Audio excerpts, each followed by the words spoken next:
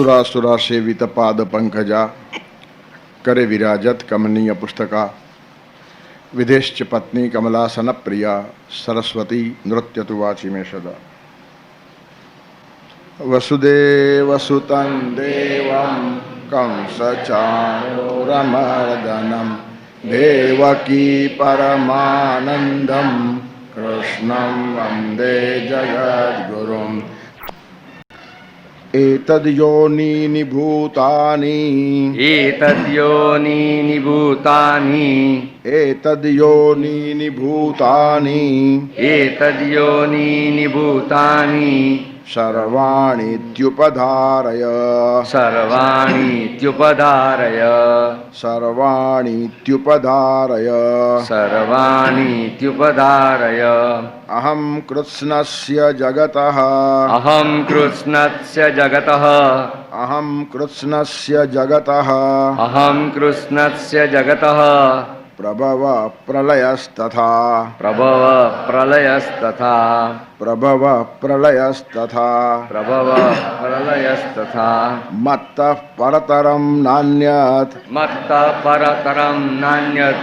मत्तः परतरं नान्यत् मत्तः परतरं नान्यत् किञ्चिदस्ति धनञ्जय किञ्चिदस्ति धनञ्जय किञ्चिदस्ति धनञ्जय किञ्चिदस्ति धनञ्जय मयि सर्वमिदं प्रोतं मयि सर्वमिदं प्रोतं मयि सर्वमिदं प्रोतं मयि सर्वमिदं प्रोतं सूत्रे मणिगणा इव सूत्रे मणिगणा इव सूत्रे मणिगणा इव सूत्रे मणिगणा इव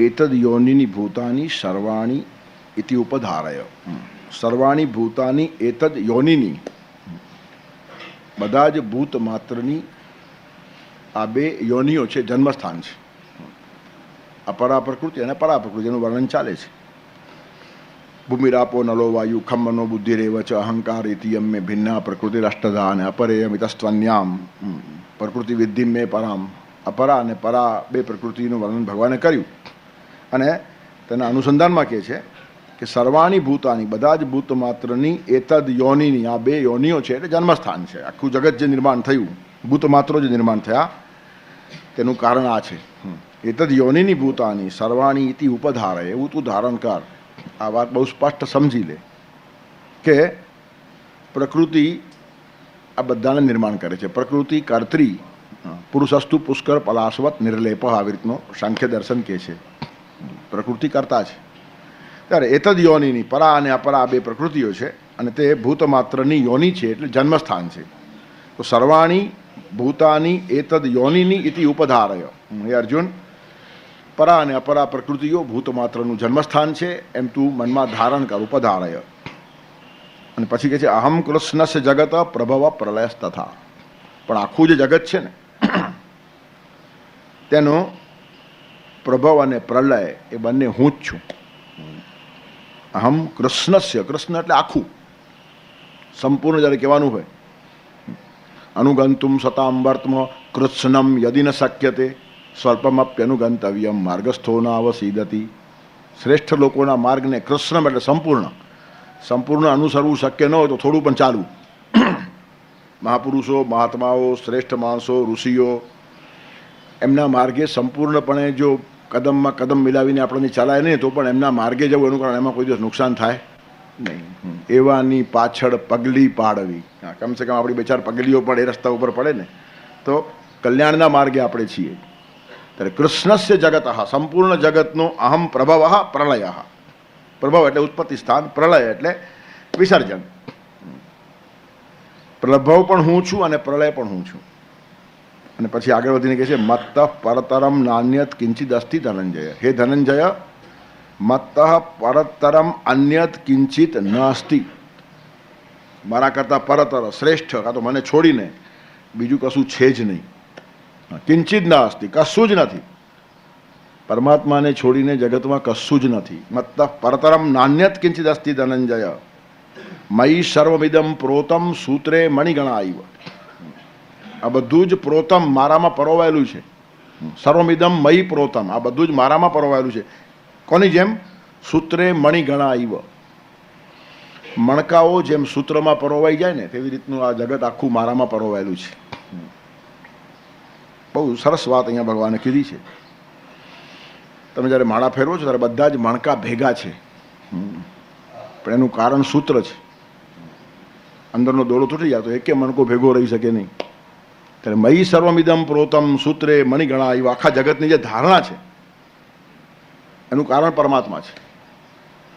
તેથી સૂત્રને છોડીને તોડીને મણકા ભેગા રહી શકતા નથી, તેમ ભગવાનને ભૂલીને જગતમાં એકતા શક્ય જ નથી. જે લોકો પ્રયાસ કરશે અને ભગવાનને માઇનસ રાખશે એમના જીવનમાં એકતા નહીં રહે. જેના ઘરમાં ભગવાનનું સ્થાન નહીં તેના ઘરમાં એકતા હોય જ નહીં. સ્મશાન જેવું ઘર થઈ જાય. પરમાત્માની પ્રતિષ્ઠા એટલા માટે કરવાની છે, આપણી ઘર છે, ભગવાનને કંઈ પડી નથી. આખા વિશ્વને હલાવનારો છે. તમે તમારા ઘરમાં એકાદ છબી રાખો કે ન રાખો એને શું ફરક પડે છે? પણ તમને શાંતિ જોઈતી હોય, એકતા જોઈતી હોય, પારિવારિક ભાવના જોઈતી હોય તો પરમાત્માની પ્રતિષ્ઠા બહુ જરૂરી છે. ઘર ઘર મંદિર થવું જોઈએ, ઘર ઘરમાં મંદિર હોવા જોઈએ. તેથી ઘરની અંદર દેવનું એક સ્થાન આપણે રાખીએ છીએ. ગમે એટલી નાનકડી જગ્યા હશે પણ એકાદ છબી ખૂણામાં રાખીએ. એનું કારણ એ સૂત્ર છે, અને સૂત્રમાં તાકાત છે બધા મણકાઓને પકડી રાખવાની. તેથી પરમાત્માની પ્રતિષ્ઠા વગર પારિવારિક એકતા શક્ય નથી. પરમાત્માની સ્થાપના વગર કોઈ પણ સંસ્થામાં એકતા શક્ય નથી. ઝઘડા સિવાય કંઈ થાય નહીં. ભગવાનને સાઈડમાં મૂક્યા એટલે પછી બધા જ ડાયા થાય, પણ એક જ ડાયો બેસાડ્યો તો કોઈ ડાયો થવાની હિંમત જ ના કરે.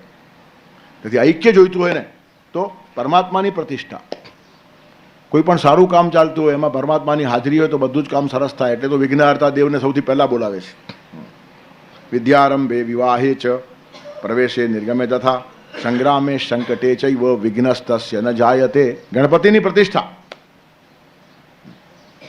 શિવજીની પ્રતિષ્ઠાને ડામાડોળ કરવાનો દક્ષ પ્રજાપતિએ પ્રયત્ન કર્યો. દક્ષ એટલે હોશિયાર, પોતાને બહુ ડાયો સમજ્યો. અને શિવજીની જરૂર શું છે? એનું યજ્ઞ ભગવાને પોતે તોડી ફોડીને ભ્રષ્ટ કરી નાખ્યો. એનું કારણ છે એમાં ઈર્ષ્યા, રાગદ્વેષ, અહંકાર, તોફાન સિવાય કંઈ નીકળે નહીં. સત્કાર્યો પણ પરમાત્માને છોડીને જો થાય તો એ દુષ્કાર્ય થઈ જાય.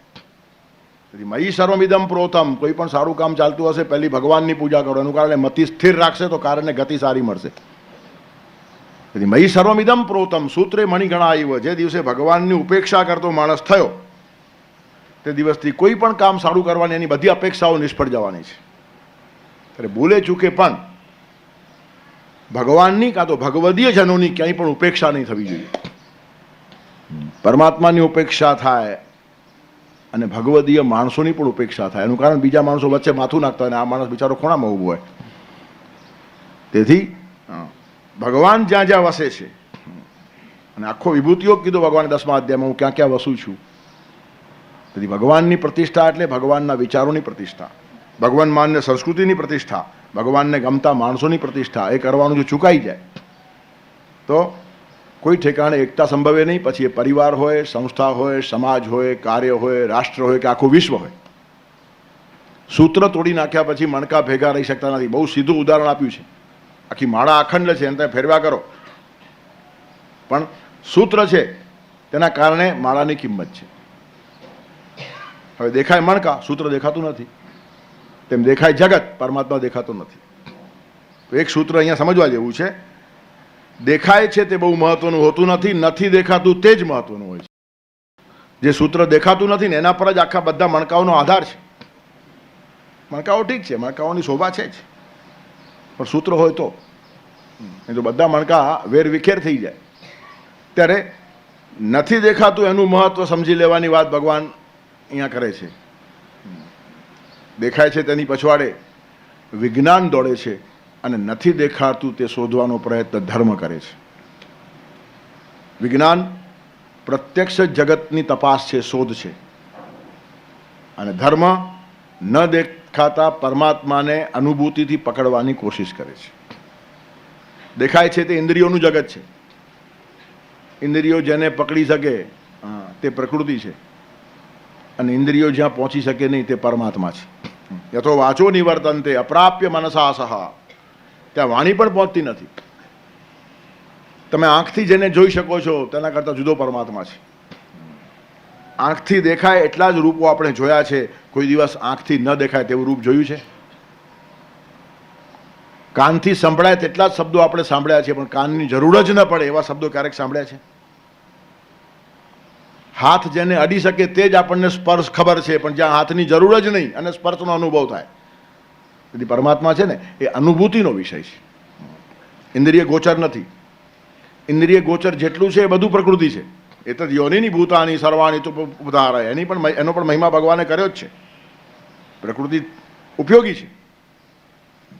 પ્રકૃતિનો સાથ લઈને પુરુષે સૃષ્ટિ નિર્માણ કરી છે એમ સાંખ્ય કહે છે, અને માયાથી ભગવાને માયાધીશે જગત ઊભું કર્યું એમ વેદાંત કહે છે.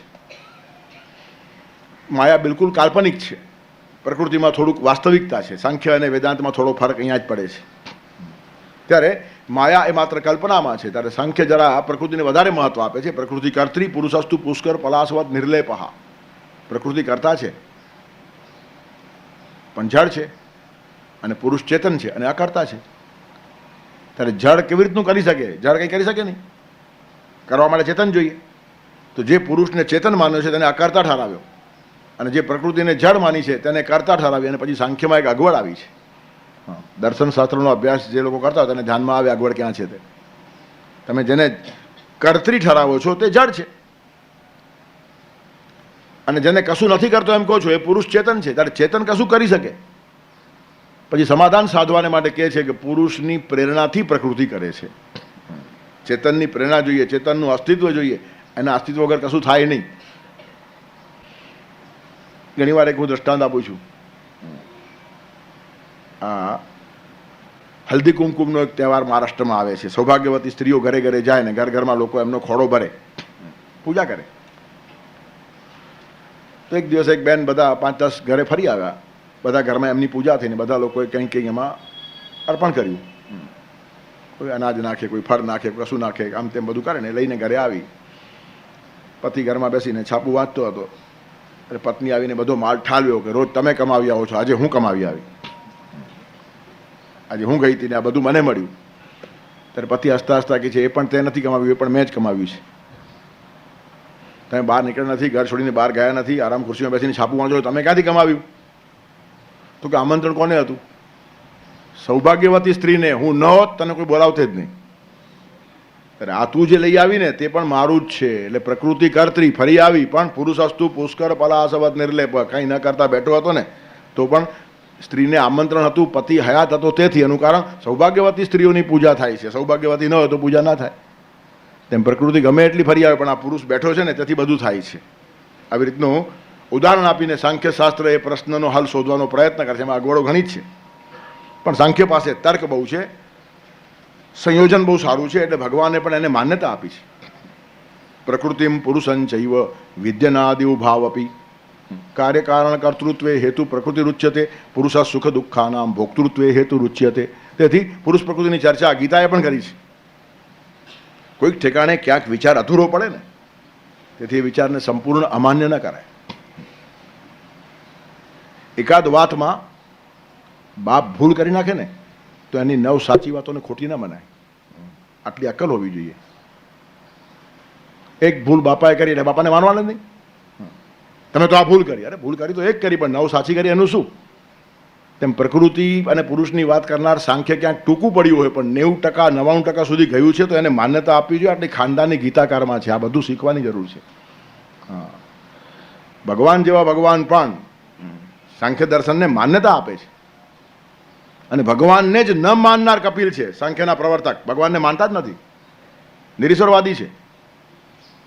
પણ છતાં એની પાસે જે સારી વાતો છે ને તેની સુગંધ લેવાની ભગવાનમાં તાકાત છે. તેથી યોગેશ્વર કૃષ્ણ કુરુક્ષેત્રના મેદાન ઉપર ઉભા રહીને કહે છે કે સિદ્ધાનામ કપિલો મુનિ. જગતમાં સિદ્ધ પુરુષ થયા ને એમાં કપિલ છે ને મારી વિભૂતિ છે.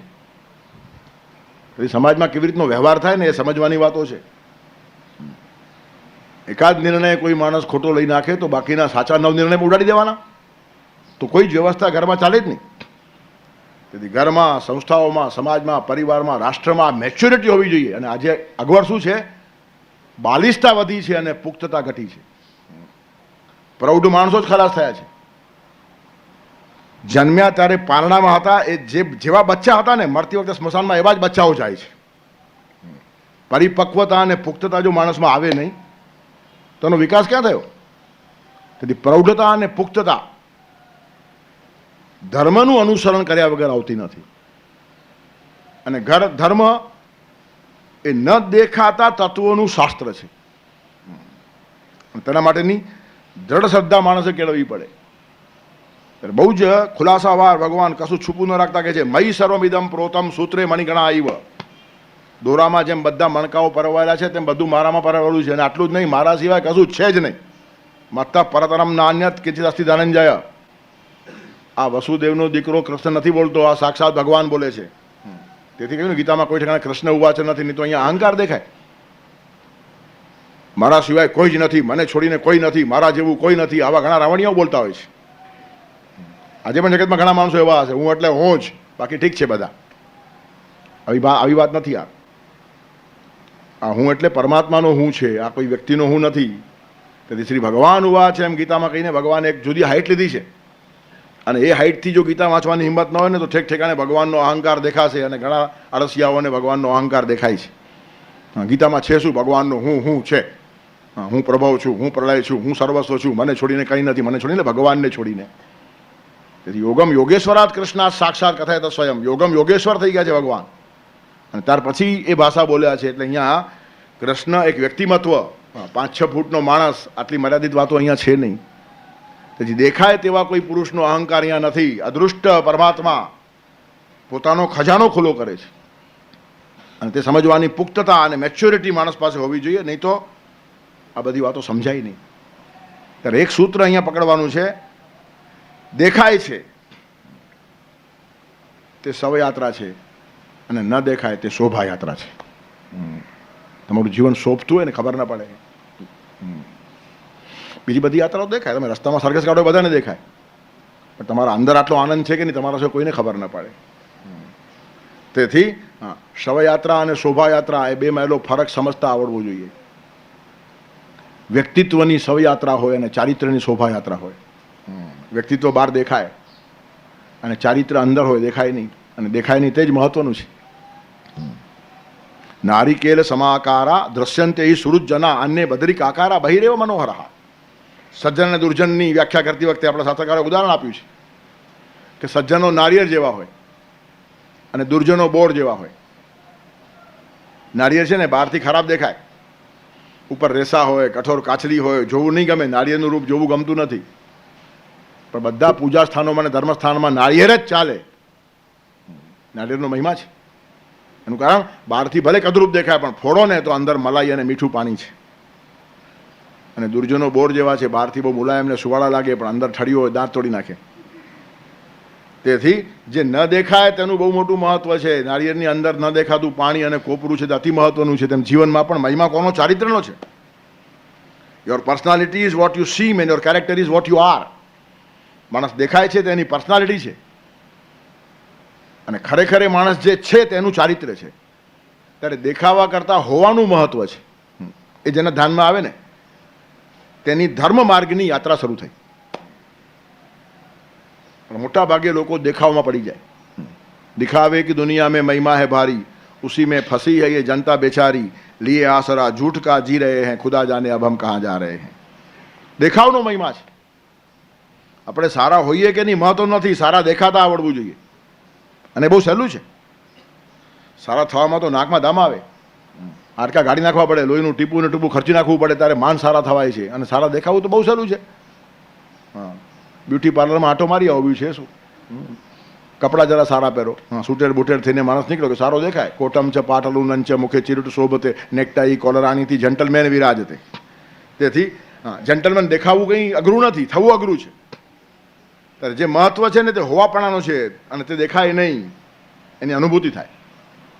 ચરિત્ર એ દેખાડવાની વસ્તુ નથી, એ સહવાસથી ખબર પડે. અને તેથી જ કહેવાય છે સોનું જોઈએ કસી અને માણસ જોઈએ વસી. કસ્યા પછી સોનું ખબર પડે, ઘસ્યા પછી, અને માણસ જોડે વસ્યા પછી ખબર પડે. બહારથી દેખાય તેવો માણસ હોતો નથી. અને આજનો કાળ તો બહુ જ વિચિત્ર છે. ઉપર જેવું લેબલ હોય ને તેવો માલ અંદર ભાગ્યે જ હોય. ત્યારે લેબલથી દુનિયા છેતરાય છે, મણકા બાર દેખાય, સૂત્ર દેખાતું નથી. આ એક વાત કહીને ભગવાન એક બહુ મોટો સિદ્ધાંત કહી નાખ્યો છે. પ્રત્યેક ઠેકાણે ટોળાઓ ગમે એટલા દેખાય, ટોળાઓ એ ધર્મ નથી, વિકાસ એ ધર્મ છે. ધાર્મિક માણસ એકલો પણ ઊભો હશે. સોક્રેટિસ પછવાડે ટોળા આવ્યા જ નહીં. અને આટલું નહીં, ટોળાઓએ તો એને ઝેર પાઈને મારી નાખ્યો. ઈસુ ખ્રિસ્તની પછવાડે ટોળા આવ્યા જ નહીં, ઉલટાનો જીવ તો જડી નાખ્યો. હા, ખીલાઓ મારીને કેટલી વેદના થઈ હશે. એકાદ ખીલો ક્યાંક ભૂલમાં જરાક વાગી જાય ને તો ધનુર્વારનું ઇન્જેક્શન દેવું પડે. અને આ માણસને આખો ને આખો જડી નાખ્યો હશે, લોહી લુવાણ થયો હશે, છતાં એના જેવો ધાર્મિક માણસ બીજો કોઈ નહીં.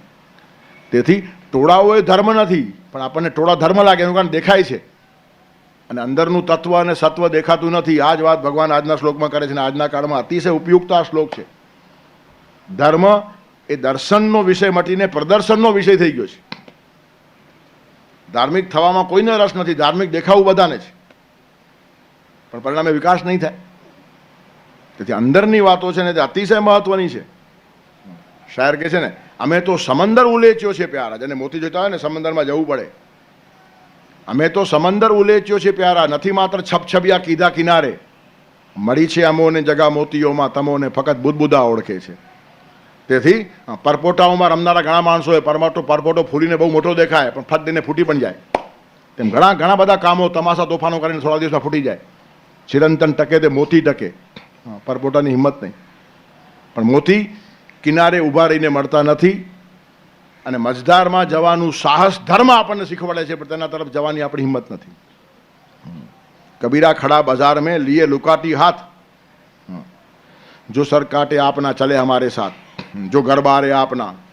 કબીર કે છે હું બજારમાં ઊભો છું, જેને આવવું હોય તો આવો, પણ સરસ શું છે, ઘરને બાળીને આવો. કબીરા ખડા બજાર મેં લીએ લુકાટી હાથ, લાકડી લઈને ઊભો છે, ચાલો મારી ભેગા જેને આવવું હોય તે. પણ જો ઘર બારે આપના ચલે હમારે સાથ. ઘર એટલે જે ઘરમાં રહો છો ને તે બાળી નાખવાનું નથી, પણ અંદર અનંત પૂર્વગ્રહો પડેલા છે. ખોટી કામનાઓ પડેલી, ખોટી વાસનાઓ, ખોટા વિચારો, ખોટા કન્સેપ્ટ, ખોટી ધારણાઓ, ખોટા પૂર્વધરો, એ બધું જો છોડવાની તૈયારી હોય ને તો જ ધર્મની યાત્રા શરૂ થાય. ત્યારે કબીરજી જોડે ધર્મની યાત્રા ઉપર નીકળવા કોઈ તૈયાર નથી. એનું કારણ તમાશો નથી, એ સાચી યાત્રા છે. એ તો યાત્રાના સંગ તો ઘણા નીકળે છે, પણ સાચી યાત્રા એને કહેવાય જે અંદરનું પરિવર્તન સાધી નાખે. જો ગરબારે આપના આનંદ પૂર્વગ્રહો અને ખોટા ખ્યાલો છોડ્યા પછી જ માણસનો વિકાસ થાય. પણ આપણને ખ્યાલોનો પણ એક આનંદ હોય છે, અને ખ્યાલ છોડવાથી આપણે આપણી જાતને નિરાધાર સમજીએ છીએ.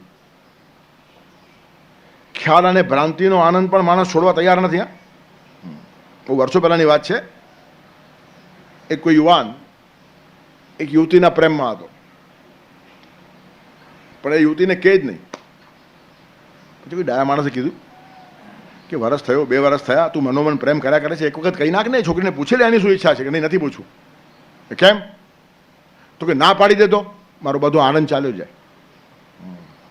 તેથી એ હા પાડશે, એ આશામાં ને આશામાં અંદર આનંદ લીધા કરે છે. એ આનંદ કેવો ઉપર છલો છે, પરપોટા જેવો છે. ત્યારે એ પૂછી લેવાની હિંમત તે જ માણસ કરી શકે ના સાંભળવાની જેની તૈયારી હોય. પણ ના સાંભળવાની તૈયારીથી ઉલટાનો છૂટકો થશે, પણ તેના બદલે આભાસી આનંદમાં જીવ્યા કરવું એનો શું અર્થ છે? અને 70, 80 વર્ષ સુધી આવા જ આભાસી આનંદમાં આપણે જીવીએ છીએ. ભલે યુવાનને મૂર્ખો સમજતા હશું તો પણ આપણે ધાર્મિક નથી એ સાબિત થઈ જાય એનો આપણને ડર છે. તેથી ધર્મના બુરખાઓ પહેરીને અમે ધાર્મિક છીએ, સારા છીએ, ધાર્મિક છીએ, સારા છીએ એમ કરીને ભગવાને આપેલું અમૂલ્ય જીવન ગટરમાં વેડફી નાખીએ છીએ. એના કરતાં એક વખત ભ્રાંતિઓ તૂટવા દો. એ બધી જ ભ્રાંતિઓ તૂટશે ને તો કંઈક સચ્ચાઈ અંદરથી પ્રગટશે. તેથી અંદરનું જે સૂત્ર છે એ પકડવાની કોશિશ કરવીને આ વિશેષતા છે. અને ભગવાન કહે સૂત્ર હું છું, મયી સર્વમિદમ પ્રોતમ સૂત્રે મણિગણા આઈવ. ત્યારે આભાસી ખ્યાલમાંથી ને આભાસી પ્રેમની કલ્પનાઓમાંથી બચવું હોય તો વાસ્તવિક વાત કરીને ના સાંભળવાની તૈયારી જોઈએ. એના માટે સાહસ જોઈએ. તેથી સાહસિક માણસો જ ધર્મના માર્ગે જઈ શકે, કાયરો જઈ શકતા નથી. હરિનો માર્ગ છે સુરાનો, નહીં કાયરનું કામ જોને. આ બધી વાતો ઊંડાણથી કીધી છે. ભજનોમાં ગાઈ નાખીએ એટલે આપણને લાગે સામાન્ય છે, પણ બહુ ઊંડાણ છે આની પછવાડે. તમારા કેટલાક પકડેલા કન્સેપ્ટ, પકડેલી કેટલીક ધારણાઓ, પકડેલા કેટલાક ખ્યાલો, કેટલીક ભ્રાંતિઓ એટલી બધી મુલાયમ હોય છે કે એને પંપાડતા જીવન નીકળી જાય. સચ્ચાઈને પામ્યા વગર બહારની આભાસી કલ્પનાઓને પંપાડીને જગતમાંથી ચાલ્યા જવું એના કરતાં દયનીય સ્થિતિ બીજી નથી. એના કરતાં એ કોચલાઓ ભલે એકવાર તૂટી જાય તો કમસે કમ ધર્મનો એકાદ અંકુર તો ફૂટે. આભાસી ડુંગરાઓ કરતાં એકાદ નાનકડો સચ્ચાઈનો અંકુર સાચો હોય છે. કલ્પનાની જલેબી ખાવી તેના કરતાં બાજરાનો ટુકડો નાનકડો રોટલો ખાવો ને એમાં કંઈ પેટમાં ભરાશે ને સંતોષ થશે. પણ આપણે કલ્પનાની જલેબીમાં કાશ્મીરી કેસર નાખ્યા જ કરીએ છીએ અને આખી જિંદગી આમાં ચાલી જાય છે. 70-80 વર્ષ સુધી ધર્મ ખબર ન પડતા પોતાની જાતને ધાર્મિક ઠરાવીને લેબલ લગાડીને ભાગી જઈએ છીએ. પણ અંદર માલ છે કે નહીં ધર્મનો તે કોણ જુએ? એ ભગવાનને ખબર પડે. મયી સર્વમિદમ પ્રોતમ સૂત્રે મણિ ગણા ઇવ. તેથી ન દેખાય તેનું બહુ મહત્વ છે. ઝાડ આપણને દેખાય, ડાળીઓ દેખાય, પાંદડા દેખાય, ફૂલ દેખાય, મૂળ દેખાતું નથી ને મહત્વ મૂળનું જ છે. મૂળ ન હોય તો ઝાડ ખલાસ. ત્યારે દેખાય છે તે ઝાડ છે અને નથી દેખાતું તે મૂળ છે અને મૂળનો મહિમા છે. ભગવાન કહે છે હું મૂળ છું. ઉર્ધ્વમૂલમદ શાખમ અશ્વત્થમ પ્રાહુરવ્યયમ. આખું મોટું ઝાડ છે આ સંસાર. પણ એનું મૂળ કોણ છે? પરમાત્મા. ઉર્ધ્વમૂલમ. ઉર્ધ્વ એટલે ખાલી આકાશમાં નહીં, અહીંયા પણ આપણા શરીરમાં પણ ઉર્ધ્વમૂલમ. ભગવાન અહીંયા વસે છે, બુદ્ધિમાં વસે છે. બધા નિર્ણયો અહીંયાથી લેવાય છે. તમે કોઈને તમાચો મારો છો ને અહીંયાથી ઓર્ડર થાય છે માર, તો તમે મારશો. તેથી આ પાવર હાઉસ છે ઉર્ધ્વમૂલમ. It is human intellect that rules the physical world. આખા વિશ્વનું શાસન કરે છે બુદ્ધિ. બુદ્ધિર્યસ્ય બલમ તસ્ય નિર્બુદ્ધેસ્તુ કુતો બલમ. પશ્ય સિંહ મદોન્મત્ત સસકેન નિપાતિત. બુદ્ધિ છે તે જ માણસ બળવાન છે. બળવાન હાથી ઉપર માણસ સવારી કરે છે એનું કારણ માણસ પાસે બુદ્ધિ છે. હાથી જેટલું બળ નથી. 500,000 માણસોને પોતાના પગ તળે કચડવા હોય તો હાથી રમતા રમતા કચડી નાખે. અને છતાં હાથીના પીઠ ઉપર માણસ સવાર થાય છે, અંકુશમાં રાખે છે. એનું કારણ બુદ્ધિ કામ કરે છે. તેથી ધીયો વિશ્વા વિરાજતી. આખા વિશ્વ ઉપર જો વિરાજમાન કોઈ ધી એટલે બુદ્ધિ વિરાજમાન છે. ધીયો વિશ્વા વિરાજતી. તેથી ન દેખાય તેનું મહત્વ છે. ત્યારે બુદ્ધિ એ શાસન કરે છે બળના ઉપર. ગમે એટલો માણસ બળવાન હશે, બુદ્ધિમાન એનાથી આગળ જાય. ત્યારે ધર્મના ક્ષેત્રમાં જેને જવું હશે ને તેની પાસે સાહસ કરવાની તૈયારી હશે. બીજા એક કવિ બહુ સરસ કહ્યું છે, ચલો આજ ભૈયા ઉઠાવી લો લંગર, સમંદરની અંદર ઝુકાવી દો કિસ્તી, સલામત કિનારાના ભયને ત્યજી દો, તુફાનોને કહી દો કે કમર કસી છે. કટિબદ્ધ થઈને કમર કસીને જે માણસ ઊભો રહે ને એની ધર્મયાત્રા શરૂ થાય. અને નહીં તો આખું જીવન સ્મશાન યાત્રા છે. સાંભળવું કઠોર લાગે, કડક લાગે, પણ ગીતા કહી શકે, બીજાની હિંમત નહીં. આપણું આખું જીવન શોભાયાત્રા નથી, સ્મશાન યાત્રા છે. એનું કારણ મરતા મરતા જ જીવ્યા છીએ. જીવનમાં એકાદ ક્ષણ પણ ચમકતી જોઈ જ નથી. એકાદ ક્ષણ પણ ચમકતી જુએ ને સ્વાદ લે ને તો પછી ત્યાં જ ચાલવાનું મન થાય. પછી આ મરદાજી વાતો ગમે જ નહીં. તેથી એકાદ ઝલક જીવનમાં મળવી જોઈએ એની જે અપેક્ષાઓ લોકો રાખે છે ને. એક જ દે ચિનગારી મહાનલ, એક જ દે ચિનગારી. ભગવાન તું તો મહાનલ છે, પણ એકાદ ચિનગારી અમને મળે ને તો પછી અમારે ક્યાં અંધારામાં ભટકવું છે. પણ એક પણ ચિનગારી મળી નથી. તારું અસ્તિત્વ ચિહ્ન જોવાની હૃદય એક ઝંખના છે. એકાદ અસ્તિત્વ ચિહ્ન જો આ ચેતનાનું મળી જાય ને તો આખી યાત્રા પરિવર્તિત થઈ જાય. સ્મશાન યાત્રા શોભાયાત્રામાં પરિવર્તિત થઈ જાય, ધર્મયાત્રામાં પરિવર્તિત થઈ જાય. અને ધર્મયાત્રા છે ને એ અંદરની યાત્રા છે. મયી સર્વમિદમ પ્રોતમ સૂત્રે મણિ ગણા આઈવ. ખજાનાઓ બહાર ખુલ્લા મુકાતા નથી. તિજોરી તમે તમારા ઘરના અતિશય સલામત સ્થાને મૂકો છો કે નહીં? બહાર મુકાય લોબીની અંદર, ગેલેરીમાં. તો જે મહત્વની વાત છે ને તે હંમેશા બહુ છુપી હોય અને પરમાત્મા જેવું મહત્વનું કશું જ નથી. મત્તા પરતરમ નાન્યત કિંચિદ અસ્તિ ધનંજય. હે ધનંજય, મારા કરતાં શ્રેષ્ઠ, મારા કરતાં મહત્વનું મને છોડીને જગતમાં કશું જ નથી. તેથી આ શ્લોકની અંદરનું એક મહત્વનું સૂત્ર છે. દેખાય છે તેની પછવાડે દુનિયા પડી છે. જે દેખાય છે તે પ્રકૃતિ છે અને ન દેખાય તે પરમાત્મા છે. પ્રકૃતિની યાત્રા કરનારો માણસ અધાર્મિક છે, પરમાત્માની યાત્રા કરનારો માણસ ધાર્મિક છે. પૈસો દેખાય છે એની પછવાડે ગાંડા થયા, તમે અધાર્મિક છો. જરૂરિયાત પૂરતો એનો ઉપયોગ કરો, પણ એની પછવાડે ઘેલા કે ગાંડા થવાય નહીં. કારણ કે જે મેળવવાનું છે ને ત્યાં સુધી ટકવું છે ને ટકવા માટે આ વસ્તુ ઉપયોગી છે. મારે જે અદૃશ્ય પરમાત્માને પામવો છે એમાં ટાઈમ જશે, તો આટલો ટાઈમ મારે જીવવું છે. જીવવું છે તો ખાવું છે, ખાવું છે તો પૈસો જોઈએ. સાધન તરીકે પૈસાને જે માણસ જુએ એ ધાર્મિક માણસ છે અને સાધ્ય સમજે તે અધાર્મિક માણસ છે. પૈસો જ મેળવવો આ જીવનનું લક્ષ્ય છે, આવું જો નક્કી થઈ ગયું ને એના જેવો દુર્ભાગ્ય માણસ બીજો કોઈ નહીં. થોડોક પૈસો મેળવીને હું રાખી દઉં કે જેથી બીજી યાત્રા માટે મને સમય મળે, ખાવા પીવાના સાંસા ન પડે એટલા માટે મારે થોડું કમાવી લેવું છે, ઠીક છે. પણ આખું ને આખું જીવન એમાં ચાલ્યું જાય તો. તેથી ના બનીએ, ના બનીએ, ના બનીએ, વૈભવથી ગાંડા ના બનીએ. વૈભવથી માણસ જો ગાંડો થઈ જાય ને તો એ મૂર્ખ માણસ છે. તેથી કોઈક ઠેકાણે મર્યાદા બાંધીને જીવતા માણસને આવડવું જોઈએ. પૈસો દેખાય છે, જળ છે, પ્રકૃતિ છે, લોકો બધા દેખાય છે, પ્રકૃતિના બધા પ્રયોગો છે. એતદ યોનિની ભૂતાની સર્વાણીત્યુ બધા રહ્યો. ભૂતો માત્રો બધા પ્રકૃતિનું સર્જન છે. તેથી લોકોની પછવાડે પણ બહુ ગાંડા થવાય નહીં. પૈસાની પછવાડે ગાંડા થનારા મૂર્ખ છે, લોકોની પછવાડે ગાંડા થનારા મહામૂર્ખ છે. ખરેખર તો પરમાત્માની પછવાડે ગાંડા થવું જોઈએ છે ને. કામ દીવાના, નામ દીવાના, ચામ દીવાના. કોઈ કામ દીવાનો હોય, આખો દિવસ કામ વિકાર એમાં જ રમ્યા કરતો હોય. કોઈ નામ દીવાનો હોય, બસ કીર્તિ કીર્તિ કીર્તિ, અહીંયા નામ જોઈએ, ત્યાં નામ જોઈએ, અહીંયા નામ જોઈએ. અરે નામ બધા પાણી ઉપર લખેલા અક્ષરો છે. દરિયા કિનારે રેતીમાં તમે તમારું નામ લખો ને એકાદ મોજું આવે તરત ભૂસીને ચાલ્યું જાય. તેના જેવું જગતમાં નામ છે, એની પર શું ગાંડા થવાનું છે. પણ નામ અને કીર્તિની પાછળ આખું જિંદગી વ્યતીત કરી નાખનારા માણસો હોય. કોઈ દામ દીવાના, પૈસાની પછવાડે ગાંડા થાય. કોઈ ચામ દીવાના, ચામડું જ જોયા કરે. ચામ દીવાના, નામ દીવાના, કામ દીવાના, આનંદ દીવાનાઓ, દામ દીવાના, એમાં કોઈક નીકળે જો રામ દીવાના. તેથી રામ દેખાતો નથી, તેથી એની પછવાડે ગાંડા થવું અઘરું છે. અને એ સમજવાને માટે તસ્માત સ્વાધ્યાય પ્રવચનાભ્યામ ન પ્રમદિતવ્યમ. સ્વાધ્યાય અને પ્રવચનમાં પ્રમાદ કરો નહીં. એનું કારણ દેખાતી વાતો તમને સારી લાગશે, ન દેખાતા વસ્તુની ઉપેક્ષા થઈ જશે. ન થાય એટલા માટે સતત હેમરિંગ જોઈએ. અને આ જ ગુરુનું કામ છે. ગયા રવિવારે ગુરુ પૂર્ણિમા ઉજવીને આપણે આવ્યા. ગુરુ બ્રહ્મા, ગુરુ વિષ્ણુ, ગુરુ દેવો મહેશ્વર, ગુરુ સાક્ષાત પરબ્રહ્મ, તસ્મૈ શ્રી ગુરુવે નમઃ. શું અર્થ છે એનો? ગુરુ બ્રહ્મા છે, તમારા જીવનમાં સદવૃત્તિઓ, સદવિચારો, સદગુણો નિર્માણ કરે. નિર્માણ કરવા સહેલા છે, ટકાવવા અઘરા છે. સારી વાતો સમજી લેવી સહેલી છે, આચરણમાં મૂકવી અઘરી છે. ગુરુ તમને કહેશે સત્યમેવમ જયતે, સત્યનો જય છે, સત્ય રહો, પ્રામાણિક રહો, ન્યાયથી રહો, એમ તમને સાંભળી આવો, કબૂલ. પણ તમારો અનુભવ બિલકુલ જુદો છે. જગતમાં હલકા માણસો, બદમાશ માણસો, અપ્રામાણિક માણસો, અનીતિમન માણસો ખૂબ આગળ જાય છે અને મોજ કરે છે, અને સારા માણસો પીડાતા હોય છે. તો એ સત્ય ઉપર તમારી ધારણા દ્રઢ કેમ રહે? એ રાખવાનું કામ ગુરુ કરે, પાલન કરે. તેથી વિષ્ણુ છે. તમારી શ્રદ્ધા હલી જવાના અનંત માધ્યમો તમને રોજ જોવા મળશે. વાતો બધી સારી સારી ડાઈ સાંભળવા મળશે, અને વર્તન બધા જ ઉલટા સીધા જોવા મળશે. અને તે વખતે સાચી વાત ઉપર શ્રદ્ધા સ્થિર કરી આપે, એને કહેવાય વિષ્ણુ. તેથી ગુરુ વિષ્ણુ છે. સારી વાતો ખાલી સર્જે એટલું નહીં, પણ એનું પાલન કરે. વિષ્ણુનું કામ છે પાલન કરવાનું.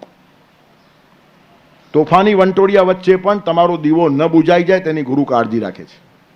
ચારે બાજુ તોફાની વંટોળિયા છે. તમે જે સાંભળો છો તેના કરતાં બિલકુલ વિપરીત જગતમાં જોવા મળશે. From peon to president and from kitchen to parliament, બધે જ તમને અનીતિ, અસત્ય, અપ્રામાણિકતા, ભ્રષ્ટાચાર એનો નગ્ન નાચ જોવા મળશે. અને તેની વચ્ચે આપણો એક નાનકડો દીવો પ્રગટતો રાખવાનો એ સામાન્ય વાત નથી. અનંત સંકટોની વચ્ચે તમારો દીવો પ્રગટશે. એટલા માટે સતત સત્સંગ થવો જોઈએ, એ વાતનું હેમરિંગ થવું જોઈએ. ગુરુ તમને સમજાવશે કે આ બધું તોફાન ચાલે છે, બધું આભાસી છે, ટકે એવું નથી. અને એક વાત છે, ખોટા માણસો પણ અમે સુખી છીએ દેખાવાનો પ્રયત્ન કરે. કોઈ શ્રીમંત માણસ દુઃખી હશે તો દુઃખી છે એમ કહે છે નહીં. એનું કારણ, હું દુઃખી થયો તો બીજો કેમ બચી જાય. તેથી હું સુખી છું એમ દેખાડું તો જ બધા મારા રસ્તે આવે ને. ખોટા માણસો પણ બધાને પોતાના માર્ગે લઈ જવાનો પ્રયત્ન કરતા હોય. એનું કારણ, ખોટા રસ્તે પણ હું એકલો નથી, અને આવા ઘણા છે, અને ઘણા આવવાથી જો ભૂલે ચૂકે રસ્તો સાચો સાબિત થઈ જાય તો શું ખોટું છે. આખા જગતમાં જરા ખુલ્લી આંખે જુઓ તો આવું જ દેખાશે. પૂંછડી કપાઈ જાય જે શિયાળની, તે બીજાની પૂંછડી કાપ્યા વગર રહે જ નહીં. એક શિયાળની પૂંછડી કપાઈ ગયેલી, ક્યાંક આવી ગઈ, વાળમાં ફસાઈ ગઈ ને કપાઈ ગઈ. બુઠ્ઠો લાગે, બાંડો લાગે, બહુ ખરાબ લાગે. ત્યારે 6 મહિના ચાલ્યો ગયો અંડરગ્રાઉન્ડ, કોઈને મળે જ નહીં. 6 મહિના પછી પાછો આવ્યો. ત્યારે બધાએ પૂછ્યું ક્યાં ગયા હતા? કે ફોરેન ગયો હતો. લાગે છે કે ફેરફાર લાગે છે ફોરેનમાંથી જઈએ, કંઈ ખાસ શું નવીનતા? બસ નવીનતા તો બધું ત્યાં બહુ વિકાસ થઈ ગયો છે, આપણે બધા આવા ને આવા રહી ગયા. એ તો ઠીક છે, પણ તમારી પૂંછડી ક્યાં ગઈ? કપાવી નાખી. એક તો મોટી વાત છે ને, આપણે પૂંછડાઓ પકડીને બેઠા છીએ, એમાં તો આગળ વધતા નથી. ફોરેનમાં કોઈ શિયાળ પૂંછડી રાખતું જ નથી, બધાએ કપાવી નાખી. એનું કારણ નડતર છે. ન ગુહ્ય ગોપને શક્તમ ન ચ દંશ નિવારણે. આવડી અમથી આપણી પૂંછડી છે, એનાથી ગુહ્ય ગોપન થતું નથી, માખી મચ્છર પણ ઉડતું નથી. ગાય ભેંસની વાત ઠીક છે, એમની પૂંછડી લાંબી હોય તો મચ્છર પણ માખી પણ ઉડે. આપણી તો આવડી અમથી પૂંછડી છે, કશા કામની એને ફોકસની રાખી બેઠા છે ને આ પૂંછડીના કારણે જ આપણો સમાજ પાછળ રહી ગયો છે. તો બધાએ પૂંછડી કાપી નાખવી જોઈએ જો આગળ જવું અને વિકાસ કરવો હોય તો. બધા તૈયાર થઈ ગયા. એક સભા ગોઠવી, તમારું એક વ્યાખ્યાન રાખી દઈએ, તમે ફોરેનના અનુભવ એમાં કહો. ફોરેન માણસ જે આવે અનુભવ કીધા વગર રહે જ નહીં. ત્યારે આનું એક વ્યાખ્યાન ગોઠવી દીધું અને આ શિયાળ આવી ગયો માઇક ઉપર અને ધમધમાટ વ્યાખ્યાન કર્યું. શું દુનિયા છે, કેટલી આગળ વધી ગઈ, આપણે કેટલા પાછળ રહી ગયાનું કારણ આવા પૂછડાઓમાંથી આપણે બહાર આવવા તૈયાર જ નથી. ફોરેનના બધાએ ફટાફટ કપાવી નાખ્યા છે. બધા જોવાને તૈયાર થાય, શું મોટી વાત છે, અમે કપાવી નાખશું, એમાં શું છે. તે કપાવ્યું તો અમે પણ તારા ફોલોવર, તારા રસ્તે અમે ચાલશું. એક વૃદ્ધ માણસને આ ગમ્યું નહીં, મેચ્યોર હતો ને. ત્યારે એ ઊભો થયો કે મારે બી બે શબ્દો કહેવા છે. તો કે હા તમે કહો, તમારા વડીલનું માન રાખશે, જલ્દી બધા કપાવશે. વૃદ્ધ માણસ કે એનું વજન પડે. ત્યારે વૃદ્ધ માણસે ઊભા થઈને કીધું કે આ ભાઈ કહે છે બહુ સારી વાત છે, ફોરેનમાં બહુ વિકાસ થયો છે, બધાએ પૂછડા કપાવી નાખ્યા છે, આપણે પણ કપાવી નાખવા જોઈએ, બધા એગ્રી થયા છે, બધાનો બહુમત છે, સહમત છે, પણ મારે પણ એ જ કહેવું છે કપાવી નાખો. એનું કારણ છે ઘડીભર પૂંછડી કપાવવાથી આપણી ભૂલ થઈ એવું તમને જો આવતીકાલે લાગે તો એ પૂંછડી પાછી કેમ ચોંટાડાય તેનું કેમિકલ મારી પાસે છે. એટલે બિલકુલ ચિંતા નહીં કરતા, પ્રેમથી કપાવો. પાછી હું ચોપડી આપીશ, એનું કારણ મારી પાસે એવી વ્યવસ્થા છે. એટલે જેની પૂંછડી કપાઈ ગઈ ને શિયાળ કાનમાં પૂછે છે, કાકા કઈ દવા છે? હા, એટલે કાકાએ કાન પકડ્યો કે આ બદમાશ છે, જો એને પોતાને ચોડવી છે પણ એની કપાઈ ગઈ માટે આપણા બધાની કાપે છે. તેમ જગતમાં જે લોકો દુઃખી હશે તે પણ સુખી દેખાવાનો પ્રયત્ન કરે છે, એનું કારણ બધાને પોતાની લાઈનમાં લઈ જવા છે. તેથી આભાસી સુખમાં લોકોને ખેંચવાનો પ્રયત્ન ચાલે છે. કોઈ માણસ પોતાનો સાચો અનુભવ કહેતો નથી. ગોલ્ડ સ્મિથે લખ્યું છે એક ઠેકાણે કે ભગવાન, જગતમાં બધા જ માણસો જો સુખી હોવાનો દંભ કરતા હોય, ઢોંગ કરતા હોય, તો સુખનો રસ્તો મારે કોની પાસેથી સમજવો? આભાસી સુખ છે. અમારા ઘરે કલર ટીવી, તમારા ઘરે નહીં. વૃથાગતમ તસ્ય નરસ્ય જીવિતમ. જીવન ફોકટ ગયું, શું કર્યું મુંબઈમાં આવીને લો. એટલે પછી આપણે બિચારો કલર ટીવી પછવાડે દોડે. અમારા મુરુડમાં 4 મકાન, તમારું એક પણ નહીં. વૃથાગતમ તસ્ય નરસ્ય જીવિતમ. તમારી પાસે આ નહીં, તમારી પાસે આ નહીં. અરે એની પાસે બધું હોઈને પણ રડે છે અને તને રડાવવા માગે છે. એટલે સમજવાની અક્કલ હોય નહીં. એનું કારણ મેચ્યોર માણસો ઓછા હોય, ઇમેચ્યોરિટી છે. જે આનંદ માણસને મળે છે તે દેખાતો નથી અને દેખાય છે તે આનંદ હોતો નથી. કોઈ તમાશામાં આનંદ નથી હોતો. અંદર આનંદ છે, તેને બધું સહજ છે, એને આનંદ માટે ક્યાંય ભટકવું નથી પડતું. એ જ્યાં જાય ત્યાં આનંદ છે. એનો અર્થ એ માણસ ક્લબમાં નહીં જશે એમ નહીં, પણ આનંદ લઈને જશે. ક્લબમાંથી આનંદ નહીં મળે.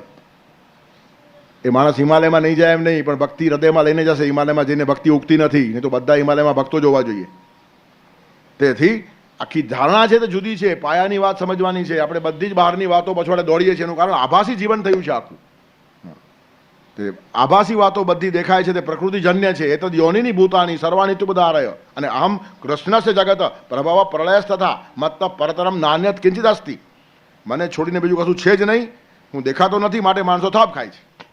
મય સર્વમિદમ પ્રોતમ સૂત્રે મણિગણા આઈવ. સૂત્ર દેખાય નહીં, મણકા બધા દેખાય અને આપણે મણકા જ ફેર્યા કરીએ છીએ. કબીર છે ને પેલું માળા ફેરફર જગમવા, કેટલી બધી માળાઓ ફેરવી, પણ તનકા મનકા છોડ કે મનકા મનકા ફેર. આપણે તનના મણકા ફેરવીએ છીએ, મનનો મણકો ફરતો જ નથી. એટલે કહેવાનું તાત્પર્ય શું છે કે અદૃશ્ય વસ્તુની બહુ મોટી કિંમત છે. વ્યક્તિમત્વ દેખાય છે, ચારિત્ર દેખાતું નથી. ઝાડ દેખાય છે, મૂળ દેખાતું નથી. ફૂલ દેખાય છે, સુવાસ દેખાતી નથી. ત્યારે ન દેખાતી વાતો છે ને બહુ જ મહત્વની હોય છે. જ્યારે આપણા ધ્યાનમાં આવશે ને ત્યારે પછી આ આડંબરમાંથી માણસ બહાર આવશે. દંભમાંથી માણસ બહાર આવતો નથી. એનું કારણ ન દેખાતી વાત માટે જે પૂર્ણ શ્રદ્ધા નિર્માણ થવી જોઈએ, પરિપક્વતા આવવી જોઈએ, તે આવતી નથી. તેથી ઇમેચ્યોર અને બાલિશ માણસો આપણને દેખાય. અને કેટલાક માણસો જન્મથી જ પુખ્ત હોય છે. જન્મથી જ 2-4 વર્ષની ઉંમરમાં એવી વાતો કરે, મોટા મોટા માણસો મોઢામાં આંગળા નાખી જાય. અને કેટલાક માણસો મરતા સુધી એવી વાત કરે કે એના જેવો બાલિશ બીજો ન હોય. ભેજા વગરની જ વાત કરે. આપણને પૂછવાનું મન થાય, ભગવાન इसको ભેજા નહીં દિયા તો यहाँ ભેજા ક્યું? હા, જેવો પારણામાં હતો તેવો જ લાકડામાં છે. આ લાકડું ને પેલું પણ લાકડું. ત્યારે પારણામાં ઝૂલતો હતો અને લાકડા ઉપર સૂતો સ્મશાનમાં, ત્યાં સુધીમાં કોઈ ફરક નહીં, આવો ને આવો આરપાર નીકળી જાય માણસ. એ જીવન નથી. ડેપ્થમાં જવું જોઈએ, ઊંડાણમાં જવું જોઈએ. ઘણા માણસો આવા ને આવા નીકળી જાય આરપાર. મને એક ભાઈ કીધેલું ગુજરાતમાં, હું તો આરપાર નીકળી ગયો. હું તો કેવી રીતનો? તો કે 40 વર્ષની મારી ઉંમર થઈ ત્યાં સુધી મારા બાપાએ મને સંભાળ્યો. બાપાની ઉંમર 60-70 વર્ષની, પૈસા સારા એવા હતા, પણ હું 40 નો થયો ત્યાં સુધી મારો દીકરો 20 નો થઈ ગયો, હવે મને એ સંભાળે છે. આપણે આરપાર જિંદગીભર એને કામ જ નહીં કર્યું. આવા મા ભાગ લોકો હોય છે કેટલા, કશું કરવું જ નહીં પડે, પહેલા બાપ સંભાળે, પછી દીકરો સંભાળે, આ નીકળી જાય આરપાર. એમાં શોભા નથી. એમ આપણે પણ જીવનમાં આવી રીતના આરપાર નીકળી જઈએ છીએ સચ્ચાઈની અનુભૂતિ લીધા વગર. જેવા જન્મ્યા તેવા ને તેવા માણસો ચાલ્યા જાય, કે વિકાસ છે. તેથી 50, 60, 70 વર્ષનો આપણને જે પટ મળ્યો છે ને, તે જીવન પટને શણગારતા આવડવું જોઈએ. અને દંભ આડંબરથી નહીં, ચારિત્ર્યથી શણગારવાનું, સદગુણોથી શણગારવાનું, ભક્તિથી શણગારવાનું, નિષ્ઠાથી શણગારવાનું. અને એના માટે આ જીવન પટ મળ્યો છે. ત્યારે આવી રીતનું જે માણસ જીવતો હશે ને, તેને જ ધર્મની યાત્રા આ માણસે કરી છે એમ કહી શકાય. નહીં તો પછી શબયાત્રા છે, સ્મશાન યાત્રા છે, એ ધર્મયાત્રા કે શોભાયાત્રા નથી. ન દેખાય તે શોભાયાત્રા, દેખાય તે સ્મશાન યાત્રા. ન દેખાય તે ધર્મયાત્રા, દેખાય તે જળયાત્રા. તેથી આપણે યાત્રા ઉપર જઈએ ત્યારે પણ આપણી જળયાત્રા હોય છે, ધર્મયાત્રા નથી હોતી. એનું કારણ ત્યાં પણ અનેક પ્રકારના અહંકાર, ત્યાં પણ જાત જાતના રાગદ્વેષો. હિમાલય બધું પવિત્ર છે એમ નહીં માનતા. હિમાલયમાં એવા જળ સાધુઓ છે, તમને એમ થાય આપણે બી એટલા ખરાબ નથી. એટલે કહેવાનું તાત્પર્ય શું છે કે જડતા પોતે છોડવી પડે માણસે. ઉધરે જ આત્મનાત્માનમ નાત્માન વસાદયત, આત્મૈવ આત્મનો બંધુ, આત્મૈવ પરિપૂર આત્મન. આપણે જ આપણા મિત્ર છીએ અને આપણે જ આપણા શત્રુ છીએ. તેથી પરમાત્માનો પરિચય થવાની શરૂઆત થઈ કે ધર્મયાત્રા શરૂ થાય. અને પરિચય ન થવાનું કારણ છે ગુપ્ત છે. તિજોરી દેખાય નહીં, ખજાનો દેખાય નહીં, બાર બધી ચાલુ વાતો દેખાયા કરતી હતી. રીતના ભગવાન છે ને આ વિશ્વનો મહાન ખજાનો છે. સંતોષ એવ પુરુષસ્ય પરમ નિધાનમ. સંતોષ એ આપણો ખજાનો છે. અને એ ખજાનાની ચાવી જેને મળે ને તેને પરમાત્મા તરફની યાત્રા શરૂ થાય. એનું કારણ આ યાત્રામાં સંતોષ થયો, હવે બીજી યાત્રા શરૂ થાય. તેથી સંતોષ એ ખરો ખજાનો છે, સમૃદ્ધિ એ ખરો ખજાનો નથી. અબજપતિ માણસ પણ કંગાલ, ગરીબ અને ભિખારી હોઈ શકે, અને સાવ સામાન્ય માણસ પણ શ્રીમંત હોઈ શકે, દુનિયાનો બાદશાહ હોઈ શકે. એનું કારણ સંતોષ જેને આવ્યો તે માણસ મોટો, જેને અસંતોષ છે તે ભિખારી છે. હજી જોઈએ છે મીન્સ ભિખારી. કશું જોઈતું નથી. આ વાત જ્યારે જીવનમાં આવી જાય ને ત્યારે તમારા જેવો બાદશાહ કોઈ નહીં. ચા ગઈ ચિંતા મીઠી, મનવા બે પરવા, जिसको કશું ન ચાહીએ वो સાપ को सा. કહેવાનું તાત્પર્ય, જ્યાં સુધી કંઈ જોઈએ છે, જ્યાં સુધી કશું કરવું છે, ત્યાં સુધી તમે હંમેશા અધૂરા છો. મારે કશું કરવું છે એમ તમને લાગ્યું ને કે તમે હલબલી જવાના, પછી તમારી સમબુદ્ધિ ખલાસ થઈ જાય. તમારે કંઈક કરવું છે તો કરવામાં સાથ આપશે તમારા મિત્રો, સાથ નહીં આપે તેને તમે ઉપેક્ષા કરશો, અને વિરોધ કરશે તમારા દુશ્મન થશે. ત્યારે કેટલાકને મિત્ર માણસો ને કેટલાકને દુશ્મન માણસો ને ઝઘડા કરશો ને જીવન પૂરું થઈ જશે. તમને કંઈ જોઈએ છે તો પણ આપનાર મિત્ર લાગશે, નહીં આપનાર શત્રુ લાગશે. તમારે ક્યાંક પહોંચવું છે તો પહોંચાડનાર મિત્ર લાગશે, અને વચ્ચે વિઘ્ન નાખનાર તમને શત્રુ લાગશે. ત્યારે આ યાત્રા શરૂ કરવી હોય તો કેટલાક સૂત્રો પકડવા જોઈએ. મારે કશું કરવું નથી, મને કશું જોઈતું નથી, મારે ક્યાંય પહોંચવું નથી. અને ખરેખર પહોંચવાનું છે જ ને, પહોંચેલા જ છીએ આપણે. પહોંચવાનું ક્યાં છે? લોકો પહોંચવાના નાદમાં છે. આધ્યાત્મિક જીવન જુદું છે, સાંસ્કૃતિક જીવનયાત્રા જુદી અને આધ્યાત્મિક જીવનયાત્રા જુદી. બધા લેવલ જુદા છે. વ્યવહારનું એક લેવલ હોય, નીતિનું એક લેવલ હોય, સંસ્કૃતિનું એક લેવલ હોય, અધ્યાત્મનું એક લેવલ હોય. આધ્યાત્મિકના લેવલ ઉપર પછી પહોંચવાની વાત ચાલે જ નહીં, ક્યાંય પહોંચવાનું છે જ નહીં. સંસ્કૃતિમાં પહોંચવું પડે. પેલું છે ને, ઉત્તિષ્ઠત જાગ્રત પ્રાપ્ય વરાન નિબોધત, arise awake and stop not till the goal is reached. ધ્યેય સુધી પહોંચ્યા વગર મારી યાત્રા અટકશે જ નહીં. પણ એ સાંસ્કૃતિક લેવલ છે, આધ્યાત્મિક નહીં. સંસ્કૃતિમાં મારે ક્યાંક પહોંચવું છે, અધ્યાત્મમાં મારે ક્યાંય પહોંચવું નથી. પહોંચવું એ અધુરાશ છે. અહીંયા હું પૂર્ણ નથી માટે ક્યાંક પહોંચવું છે ને. અધ્યાત્મ કહે છે અહીંયા જ તું પૂર્ણ છે. પૂર્ણમદ પૂર્ણમિદમ પૂર્ણાત પૂર્ણમુદચ્યતે પૂર્ણસ્ય પૂર્ણમાદાય પૂર્ણમેવાવશિષ્યતે. એનો અર્થ પાછો આ માણસ આળસુ છે એવો કરો નહીં. એ બધું જ કરે છે, પણ કરવું જોઈએ એવો આગ્રહ નહીં, અને કરવા માટે આવ્યો છું એમ માનતો નથી. થયા કરે, બધું થયા કરે. સૂર્ય આખા વિશ્વને પ્રકાશ આપે છે, પણ પ્રકાશ આપવો એ મારી ફરજ છે એમ સૂર્યને કોઈ દિવસ લાગ્યું નથી. સૂર્ય આખા વિશ્વને પહોંચી વળે છે, પણ એને ક્યાંય પહોંચવું નથી.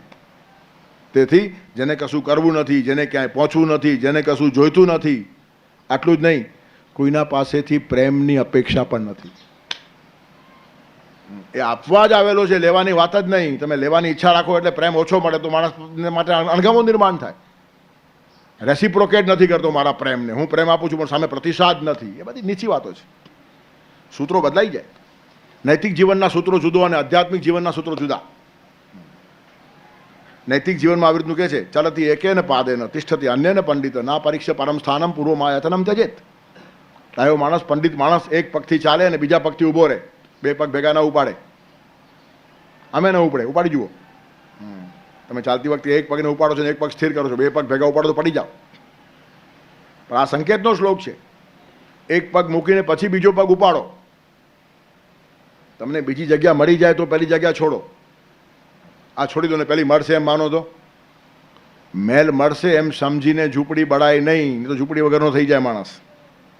બીજી નોકરી મળશે એમ સમજીને પહેલી નોકરી છોડાય નહીં, પેલી બીજી એપોઇન્ટમેન્ટ લેવાય ને પછી આ છોડાય.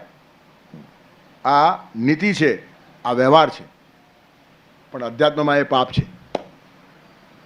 અધ્યાત્મની અંદર બીજી વ્યવસ્થા કરીને પહેલી વ્યવસ્થા છોડાય, આ નિયમ ચાલે નહીં. એનું કારણ બીજી મળ્યા વગર પહેલી છોડીશ ને, એનું કારણ બીજી મને ભગવાન આપશે એના ઉપર વિશ્વાસ નથી. તેથી અધ્યાત્મના સૂત્રો જુદા હોય છે, વ્યવહારના સૂત્રો જુદા હોય છે. તેથી વ્યવહારિક જીવનના સૂત્રો જુદા અને આ અધ્યાત્મની આખી વાત ચાલે છે. કેટલા હાઈટ ઉપર અદૃશ્યની યાત્રા છે આ. અને તે વખતે પરમાત્મા ઉપર દ્રઢ વિશ્વાસ હોવો જોઈએ. પહેલું પગલું જ મૂક્યું નથી, પછી બીજું શું મૂકવાનું છે? ભગવાન જ્યાં મૂકે ત્યાં મુકાઈ જાઉં છું, મને પગ મૂકતા જ નથી આવડતો. એક પગ મૂકીને બીજો પગ ઉપાડવો ને બધી ગણતરીઓ છે. ભગવાનનું ગણિત બહુ કાચું છે. 2-4 દાણા ખેતરમાં ફેંકો અને 1000 દાણા જે આપી દે, ગણિત કહેવાય? આ કયા પ્રકારનું વ્યાજ કહેવાય? ટકો આપે, 2% આપે, 4% આપે, 8%, પઠાણી વ્યાજ કહેવાય. પણ આ તો એને કંઈક ભાન જ નથી. વગર ગણિતનું ભગવાન આપે છે. તેથી ભગવાન પાસે ગણિત કરો નહીં. ભગવાનને ગણિતમાં રસ નથી, સંગીતમાં રસ છે. ગીતા એ ગીત છે. ત્યારે ગીત જેવું સહજ જીવન થવું જોઈએ માણસનું. ત્યારે આ બધા સૂત્રો જ્યારે જીવનમાં ખબર પડે માણસને, સંતોષ આવી જાય. મને કશું કરવું નથી, મારે ક્યાંય જવું નથી, મને કશું જોઈતું નથી, મને કોઈના પ્રેમની પણ અપેક્ષા નથી, ખાલી મારે પ્રેમ કરવો જ છે. Love is giving and not getting. પ્રેમ એ આપવાની ચીજ છે, લેવાની ચીજ છે જ નહીં.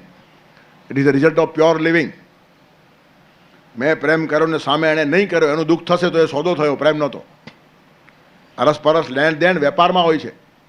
તેથી આખા વિશ્વ ઉપર પ્રેમ કરીને પણ સંતો, ઋષિઓ, મહાપુરુષો કોઈના પાસેથી પ્રેમની અપેક્ષા રાખતા જ નથી અને તેથી કોઈ દિવસ પોતાને અધૂરા માનતા જ નથી. કેટલા માણસોનો પ્રેમ આપણને મળ્યો એનું ગણિત કરો જ નહીં. પરમાત્મા કોઈ દિવસ ગણિત કરતા જ નથી અને ગણિત કરે તો એક દિવસ આપણે જીવી શકીએ નહીં. આપણા માટે જે કંઈ કરે છે તેની સામે આપણે શું કરીએ છીએ એનો ભગવાન હિસાબ લગાડે તો શક્ય છે? આપણે મોઢું બતાવી શકીએ એને? તો જે રીતે ભગવાન જાય છે ને તે રીતે જવાની તૈયારી હોવી જોઈએ. પણ એ બધું જોવા માટે એક વિશિષ્ટ દ્રષ્ટિ જોઈએ. જે આંખથી દેખાય નહીં, વગર આંખે દેખાય તેવી વાત છે. જે કાનથી સંભળાય નહીં, વગર કાને સંભળાય તેવો આ નાદ છે. અનાહત નાદ કહેવાય એને. જે હાથથી સ્પર્શાતું નથી છતાં એ સ્પર્શની અનુભૂતિ થાય. તેથી મયી સર્વમિદમ પ્રોતમ સૂત્રે મણિગણા આઈવ. એક બહુ મોટું સૂત્ર ભગવાને અહીંયા કીધું છે કે આ બધા જ મણકાઓ વેરવિખેર થઈ જશે જો પરમાત્માને ભૂલશે તો. માળાના બધા જ મણકાઓનો આધાર છે સૂત્ર, જે દેખાતું નથી. તેમ જગતનો આધાર છે ભગવાન, દેખાતા નથી. પણ એના કારણે બધા માણકાઓ ભેગા રહેશે. જે દિવસે તમે એ સૂત્રને ભૂલ્યા, ઉપેક્ષા કરી, અમે એને માનતા નથી બોલવાની શરૂઆત કરી, તમારું બધું વેરવિખેર થઈ જવાનું. સૂત્રમાં જ તાકાત છે બધાને પકડી રાખવાની. અને આપણે સૂત્રને છોડીને લોકોને પકડવા જઈએ છીએ, પછી લોકો પકડાતા નથી. મોટા મોટા સંન્યાસીઓને પૂછે ને કોઈ, क्यों महाराज जी कैसा चलता है? तो तुरंत महाराज कैसे? सेठ जी की कृपा से सब अच्छा चलता है. सेठ શું કરે બિચારા? શેઠજીની કૃપાથી જો અચ્છું ચાલતું હશે તો આવતીકાલે શેઠજી મરી જવાના, તારું બધું બગડી જવાનું. તો પછી સન્યાસીની ભાષા એ હોવી જોઈએ, ભગવાન કી કૃપા से मेरा और सेठ जी का दोनों का अच्छा चलता है. આ સૂત્ર છે. મયી સુત સર્વમિદમ પ્રોતમ સૂત્રે મણિગણા આઈવ. તેથી લક્ષ્ય પરમાત્મા તરફ હોવું જોઈએ. ઘણી વખત સારું કામ કરવા માટે માણસ ભ્રાંતિમાં હોય. મને એકવાર બહુ મોટા માણસે કીધેલું કે વિશ્વમાં મારે મોટું કામ કરવું હોય ને તો મારે શ્રીમંતોને થોડા જાળવવા પડે. તે વખતે પણ હું માનસિક હસ્યો તો મને દયા આવી કે શ્રીમંતોને જાળવવામાં તારું પોતાનું જીવન ખલાસ થઈ જશે. અને કોઈ જાળવાશે નહીં, પરમાત્માને જ જાળવવા દે. એ તને પણ જાળવશે, શ્રીમંતોને પણ જાળવશે, ગરીબોને પણ જાળવશે અને આખી દુનિયાને જાળવશે. હા, મયી સર્વમિદમ પ્રોતમ સૂત્રે મણિગણા ઇવ. શ્રીમંતોને જાળવવા નીકળેલો માણસ ગુલામ થઈ જાય, અને ગુલામ શું કામ કરે? કામ તો માલિક કરે. ત્યારે પરમાત્મા જોડે જેનો સંબંધ થઈ ગયો ને માલિક થઈ જાય, ત્યાં સુધી આપણે ગુલામ છીએ. ત્યારે કહેવાનું તાત્પર્ય અનુસંધાન પરમાત્મા જોડે હોવું જોઈએ. રાજાને પરણી જાય કે રાણી, પછી બધા ઉપર એની હુકુમત ચાલે. એ રાણી કોઈને જાળવવા જતી નથી, બધા પોતાની મેળે એને સલામ કરે. એટલે કહેવાનું તાત્પર્ય શું છે? બહાર દેખાતા લોકોને આપણે સાચવવા જઈએ છીએ, બહાર દેખાતા પૈસાને મેળવવા જઈએ છીએ, બહાર દેખાતી નામનાની પછવાડે ફરીએ છીએ, અને અંદર સૂત્રરૂપ પરમાત્મા છે તે ભૂલાઈ જાય છે. એટલે જે માણસ અંદરના સૂત્રને ભૂલી ગયો, તે દિગ્ભ્રાંત થયો છે, એની યાત્રા ધાર્મિક યાત્રા ન રહેતા અધાર્મિક યાત્રા થઈ જશે. એટલે આપણું સમગ્ર જીવન જો ધર્મયાત્રા રહેવી ઈચ્છા હશે ને, તો પરમાત્મા સર્વસ્વ છે આ એકડો ગૂંટવો પડે. નાના છોકરાને ઘૂંટાવે ને એકડો પાટીમાં, આવડો જાડો થાય, આમ ઘૂંટ્યા જ કરે, ઘૂંટ્યા જ કરે, ઘૂંટ્યા જ કરે. તેમ 70-80 વર્ષ સુધી આ એકડો ઘૂંટ્યા જ કરો. પરમાત્મા સર્વસ્વ છે, પરમાત્મા સર્વસ્વ છે, પરમાત્મા સર્વત્વ છે. એને છોડીને બીજું કશું છે નહીં. એના સિવાય કશી એકતા નથી, એના સિવાય કોઈ પકડાય નહીં, એના સિવાય પત્ની પતિની નથી ને પતિ પત્નીનો નથી. એને છોડશો તો દીકરો બાપનો નથી ને બાપ દીકરાનો નથી. એને છોડશો તો સગા ભાઈઓ એક નથી. એને છોડશો તો પરિવાર વેરવિખેર છે. એને છોડશો તો સંસ્થાઓ ખલાસ છે. એને છોડશો તો સમાજમાં આગ લાગશે. અને એને છોડશો તો રાષ્ટ્રનું સત્યાનાશ થશે. આ જ એકડો બધાને આખા રાષ્ટ્રને ઘૂંટાવા જેવો છે. પણ આપણને ભગવાનમાં રસ નથી, મંદિરોમાં રસ છે. મંદિર મસ્જિદને જ આપણે ભગવાન સમજીએ છીએ. બહારની વાતનું મહત્વ, કારણ મંદિર દેખાય છે, ભગવાન દેખાય છે ક્યાં? તેથી મંદિરો બાંધવાના નાદમાં પડ્યા છીએ. ભગવાન ક્યારનો મંદિરમાંથી ચાલ્યો ગયો એનો પત્તો જ નથી. ત્યારે જે શોધવાનું છે ને એ જુદું છે. આપણે દિવાલોમાં માથું ફોડીએ છીએ અને અંદરનો આત્મા ખોવાઈ ગયો છે. આપણે દેહની આળ પંપાળ કરીએ છીએ. પત્ની પાસે પણ પતિ જાય છે, દેહને માટે જાય છે. પત્નીનું મન ખબર છે? ત્યાં પરમાત્મા છે. એની બુદ્ધિ ખબર છે, એનું હૃદય ખબર છે. બધે ઠેકાણે ઊંડા જવાની જરૂર છે. પણ આપણે હંમેશા કિનારે છપછપિયા કરનારા માણસો છીએ, અને તેથી કોઈ ઠેકાણે પરમાત્મા આપણને મળતો જ નથી. એ તો એકે એક વ્યક્તિમાં પરમાત્મા છે. સર્વસ્વ ચાહમ હૃદયસન્નિવિષ્ટઃ, ભગવાનની ગર્જના છે. તમારે કોઈ મંદિરમાં ભગવાન નહીં જોવું પડે, એક એક માણસમાં ભગવાન દેખાશે જો ઊંડા જવાની હિંમત હશે તો. અને છપછપિયા કરવા હશે ને તો કૈલાસ પર્વત ઉપર જઈને પણ શિવજી નહીં મળે. અને ઘણા માણસો કૈલાસથી પાછા આવેલા છે, અમને ત્યાં શિવજી મળ્યા નહીં, બધું મળે નહીં, ભેગા લઈ જવા પડે. હા, ત્યારે ભગવાન ક્યાંય ભાગી નથી ગયો, પણ મળશે જો ઊંડા જવાની તૈયારી હશે તો. મયી સર્વમિદમ પ્રોતમ સૂત્રે મણિગણા આવ્યો. ત્યારે સૂત્ર મહત્વનું છે ને આપણે મણકાઓ જ ફેરવા કરીએ છીએ. આપણી માળામાં પણ મણકા જ ચાલે છે, ઊંડાણ આવતું જ નથી, મિકેનિકલ છે. અને આવા જ ખોટા ખોટા મણકા ફેરવવાથી ભગવાન જો રાજી થવાના હોય તો એક ચરખો બનાવીને એના પર માળા ગોઠવી દો, ફરાજ કરશે. અને બાજુમાં એક ટેપ લગાડી દો, શ્રી રામ જય રામ જય જય રામ, શ્રી રામ જય રામ જય જય રામ. તમારે 1.25 લાખ જપમાં ટાઈમ ગુમાવવાની જરૂર શું છે? જો ચરખા જેવું જ ફરવાનું હશે તો. જપની કિંમત છે જો ઊંડાણથી કરો તો. હા, હું જપની મસ્કરી નથી કરતો, પણ છપછપિયાની મસ્કરી છે. જપમાં ઊંડાણ જોઈએ. તદ જપાસ તદાર્થ ભાવનમ, તો માણસ બદલાઈ જાય. તેથી માણસનું પરિવર્તન સાધે આવો જાગૃત અને જીવંત જપ થવો જોઈએ. પણ આ તો મિકેનિકલ રેકોર્ડની જેમ ચાલ્યા કરે. તો પછી રેકોર્ડ મૂકી દો ને, એક ટેપ લગાડી દો ને એક ચરખો મૂકી દો, માળા પોતાની મળે ફર્યા કરે, મણકાઓ ગણાતા જાય ને તમારું ટેપ વાગતું જાય, બંને ભેગું ચાલુ છે. વિજ્ઞાને બધી સગવડ કરી આપી છે. માણસ જે કરે છે બધું મશીન કરી આપશે. તેથી એના કરતાં વિશેષ કંઈક માણસે કરવાનું છે. જો માણસ સમજે તો ધર્મયાત્રા શરૂ થાય. તેથી મયી સર્વમિદમ પ્રોતમ સૂત્રે મણિગણા આવ્યો. એવી રીતની બીજી એક વાત અહીંયા કીધી છે, અહમ કૃષ્ણસ્ય જગત પ્રભવ પ્રલયસ્થ તથા. આ જગતનો પ્રભવ પણ હું છું ને પ્રલય પણ હું છું. બહુ મોટી વાત છે આ. ભગવાન આ સૃષ્ટિનો સર્જક છે એમ બધા માનવા તૈયાર છે, પણ સંહારક ભગવાન જ છે માનવા માટે લોકો ડરે છે, ગભરાય છે. આ ભારતની હિંમત છે, આ વેદાંતની હિંમત છે, આ ગીતાની હિંમત છે કે સર્જક છે તે જ વિસર્જક છે. ઘણા ધર્મોને બે માનવા પડ્યા છે. ભગવાને સૃષ્ટિ નિર્માણ કરી અને શૈતાન સત્યાનાશ કરે છે. શૈતાન નામનું બીજું તત્વ માન્યું છે. હવે તમારા ભગવાન જો બે ભાગમાં વેચાઈ જાય, એક સર્જક ને એક વિસર્જક, તો તમારી વ્યક્તિમત્તા એ પણ બે ભાગમાં વેચાઈ જશે. તેથી સ્પ્લિટ પર્સનાલિટી નિર્માણ થાય. પાશ્ચાત્ય દેશોમાં જે અગવડ છે ને, વિક્ષિપ્ત વ્યક્તિત્વ નિર્માણ થયું છે, એના પ્રોબ્લેમ ત્યાં ઊભા થઈ ગયા છે. ગલી ગલીમાં સાયકિયાટ્રિસ્ટ છે, માનસ ચિકિત્સકોના દવાખાનાઓ એટલા બધા વધી ગયા છે કે પ્રત્યેક માણસ મનથી કમજોર છે. એનું કારણ ફિલોસોફી જ બે ભાગમાં વચાઈ ગઈ છે. દેવ અને શેતાન એમ બે થઈ ગયા. આપણે તો એવું છે જ નહીં. સર્જક પણ દેવ અને વિસર્જક પણ દેવ જ. શેતાન બધાને કોઈ છે જ નહીં. શેતાનને અસ્તિત્વ જ નથી. તેથી હું જ પ્રભવ છું ને હું જ પ્રલય છું, આ બહુ મોટી વાત કહી નાખી છે. સૃષ્ટિ દેખાય છે એમાં શ્રમ છે અને વિસર્જન પામે એમાં વિશ્રામ છે. તમે દિવસે જાગો છો ને એ શ્રમ છે, રાત્રે સૂવો છો એ વિશ્રામ છે. જીવન એ શ્રમ છે, મૃત્યુ એ વિશ્રામ છે. ત્યારે જાગૃતિ એટલે શ્રમ, સુસુપ્તિ એટલે વિશ્રામ. જીવન એટલે શ્રમ, મૃત્યુ એટલે વિશ્રામ. સર્જન એટલે શ્રમ, વિસર્જન એટલે વિશ્રામ.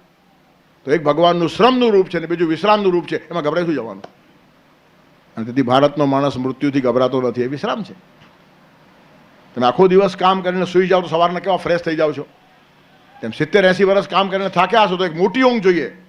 સામાન્ય ઊંઘને નિદ્રા કહેવાય અને મૃત્યુને મહાનિદ્રા કહેવાય. સામાન્ય પ્રવાસને યાત્રા કહેવાય, મૃત્યુને મહાયાત્રા કહેવાય. તેથી મહાનિદ્રા, મહાયાત્રા, ત્યાંથી વધારે ફ્રેશ થઈને પાછા આવો. રાત્રે શક્તિ ખલાસ થાય તો ચેતના મેળવવા રાતના સૂઈ જવું પડે છે. તેમ જીવનની રાત જ્યારે આવે, જીવનનો અંત જ્યારે આવે, સંધ્યાકાળ જ્યારે આવે, શક્તિ ખલાસ થઈ જાય. અંગમ ગલિતમ પલિતમ મુંડમ દસન વિહીનમ જાતમ તુંડમ વૃદ્ધો યાતિક રહિતવા દંડમ તદપિન મુંચતી આશા પિંડમ. 90 વર્ષની ઉંમર છે, ચલાતું નથી, ખવાતું નથી, હાથ પગ ધ્રુજતા હોય, આંખે દેખાતું નથી, કાને સંભળાતું નથી ને આવું અસ્તિત્વ ટકાવી રાખવાનું. એના કરતાં ભગવાન એકવાર લઈ જાય ને પાછું ઘૂંટણિયા તાણીને પાછી સ્કૂલ ને કોલેજ ને લગ્ન ને બધું શરૂ થાય, પાછું શરૂ થાય. તેથી મૃત્યુ તરફ જોવાની પણ એક સરસ દ્રષ્ટિ છે. જીવનમાં પણ ભગવાન મારી જોડે છે અને મૃત્યુમાં પણ ભગવાન મારી જોડે છે. હું પ્રભવ છું ને હું પ્રલય છું, આ વાત કહીને ગીતાકારે કમાલ કરી. તેથી બે તત્વો માનવાની જરૂર જ પડતી નથી. ગણેશ ચતુર્થીએ આપણે ગણપતિને લાવીએ છીએ અને અનંત ચતુર્દશીએ વિસર્જન કરીએ છીએ. કંઈ ડર નહીં, આવ્યો એ જાય જ. તેથી સર્જન અને વિસર્જન બંને એક જ તત્વના બે પાસાઓ છે. ધીરે ધીરે ધીરે માણસ પરિપક્વ થાય છે. એમાં છે શું? જેમ ઝાડ ઉપર ફળ આવે ને તેમ જીવન ઉપર મૃત્યુ આવે છે. ફળ આવે એટલે મીઠાશ આવે, પરિપક્વતા આવે. તેમ જેમ જેમ મૃત્યુની પાસે પાસે માણસ પહોંચે ને તેમ માણસ મીઠો થવો જોઈએ. તેથી નેસેસરીલી પ્રત્યેક વૃદ્ધ માણસ અતિશય મીઠો હોવો જોઈએ, પરિપક્વ હોવો જોઈએ. પણ ચીડિયા અને ખાટા જ વૃદ્ધો આપણને જોવા મળે. કારણ પરિપક્વ થતા જ નથી. જીવનના અનુભવથી માણસ શેકાય, ઘડાય.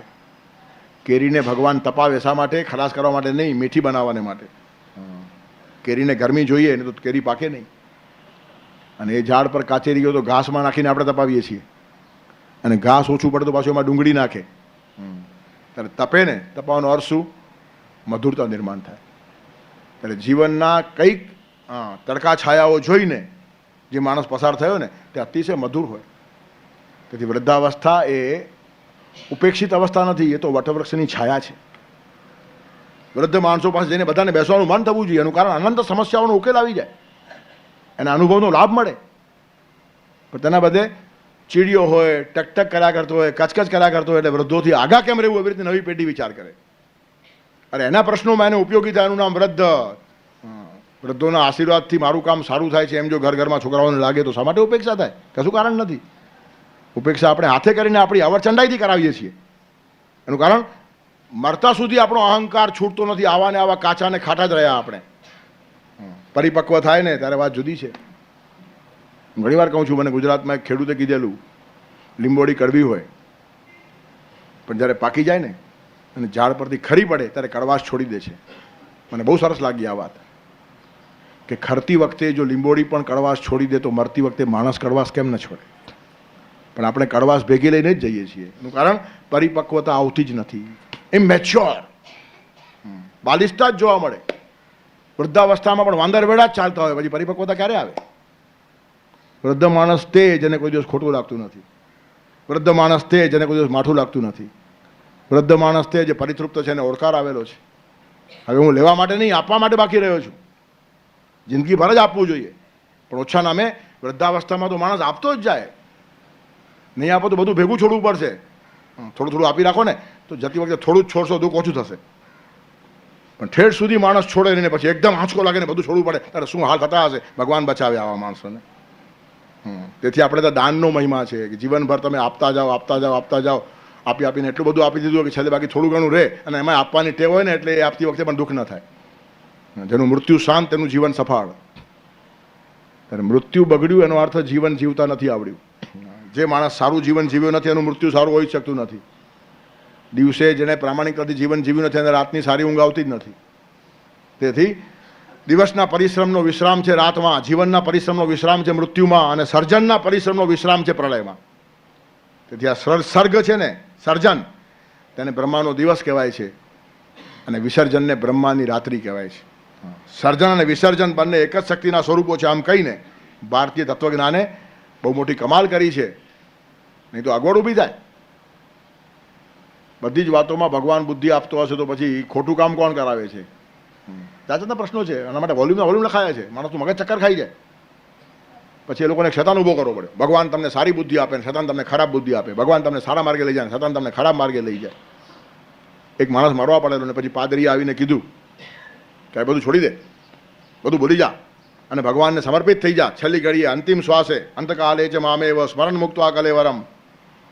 એટલે પેલો શાંત બેઠો, બોલતો નથી કશું જ. ત્યારે પાદરી કે તું મારી વાત સાંભળે છે કે નહીં? સાંભળું છું. તો કે બોલતો કેમ નથી?